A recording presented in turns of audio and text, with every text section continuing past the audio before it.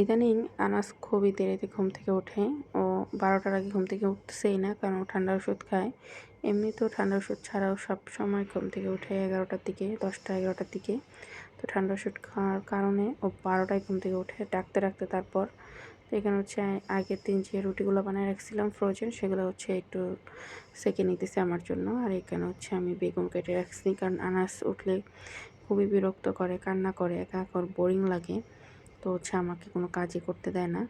তো আমি নাস্তা করতে বসছি মনে হয় 12:30টার পরে, কারণ হচ্ছে আমি যখনই রুটি সেকা শেষ তখনই হচ্ছে আনাস উঠে গেছে। তো ওঠার পর একটা মূল সমস্যা হচ্ছে ও খুব কান্না করতেছে।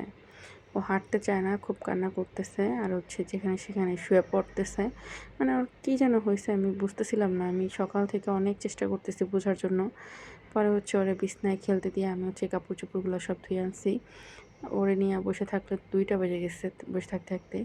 তারপর হচ্ছে ও খেলতেছে, আমি হচ্ছে মানে ও আজকে নামতেছেই না। এমনিতে হচ্ছে ওরে আমি মানে ঘরে বিছানায় রাখতেই পারি না। ও ফ্লোরে দৌড়াদৌড়ি করে, বল খেলে, বারান্দায় যায় খেলে। কিন্তু ওর আজকে যে কী হইছে আসলে আমি বুঝতেছিলাম না।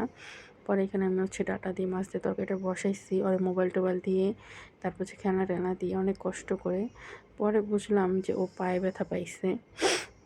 তারপরে হচ্ছে এই যে এখানে আমরা দুপুরে খাবার খাইতে বসছি। আমি বেগুন ভাজছিলাম যে সেগুলা।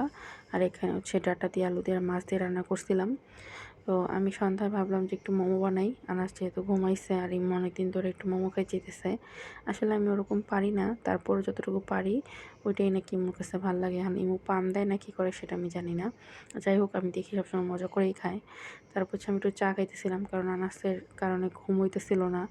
মানে ও পায়ে ব্যথা পাইলো না কি হলো বুঝতেছিলাম না আমরা।